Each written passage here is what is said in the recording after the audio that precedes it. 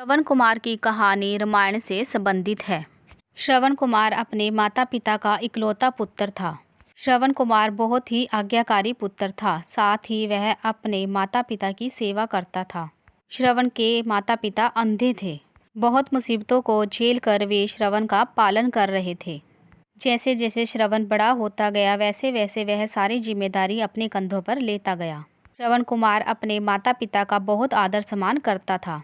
श्रवण कुमार माता पिता के लिए तालाब से पानी लाता, फिर उनके लिए खाना बनाता और घर का गुजारा करने के लिए जंगल से लकड़ियां लाता। वह खूब मेहनत करता और माता पिता की सेवा में ही पूरा दिन बिता देता।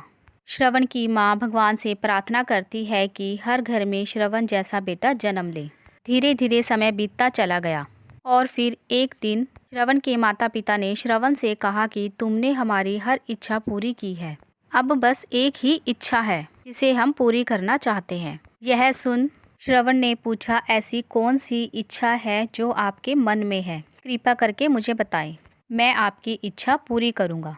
श्रवण के पिता ने कहा, बेटा श्रवण, अब हम बूढ़े हो गए हैं तो मरने से पहले तीर्थ यात्रा करना चाहते हैं, भगवान की शरण में जाना चाहते हैं। श्रवण ने माता पिता से कहा कि मैं आपकी ये इच्छा जरूर पूरी करूंगा। तभी श्रवण कुमार एक कावड़ जैसा दिखने वाला मजबूत साधन बना ले आया, जिसमें एक डंडे के दोनों ओर बड़े बड़े टोकरे लगे हुए थे। उन दोनों टोकरों में अपने माता पिता को बिठा दिया। फिर उस डंडे को अपने कंधों पर उठाकर तीर्थ यात्रा की ओर चल पड़ा।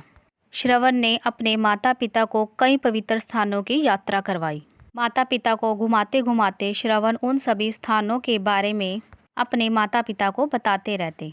इस पर श्रवण के माता पिता श्रवण से कहते कि उनकी आंखें नहीं हैं। फिर भी उन्हें ऐसा नहीं लगता, क्योंकि उनकी आंखें तो स्वयं उनका बेटा श्रवण है और वह अपने पुत्र श्रवण से बहुत खुश होते।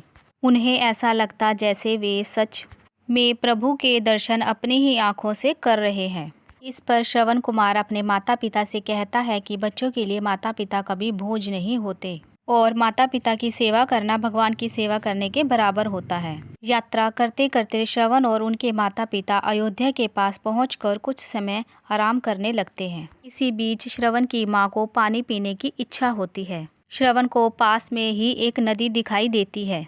वह अपने माता पिता से वहीं आराम करने को कहता है और पानी लेने के लिए नदी के पास चला जाता है। श्रवण नदी से पानी लेने के लिए कमंडल में पानी भरने लगता है। उसी जंगल में अयोध्या के राजा दशरथ भी शिकार की तलाश में घूम रहे होते हैं। नदी की ओर पानी हिलने की आवाज से उन्हें लगता है कि वहां कोई जानवर पानी पीने आया होगा।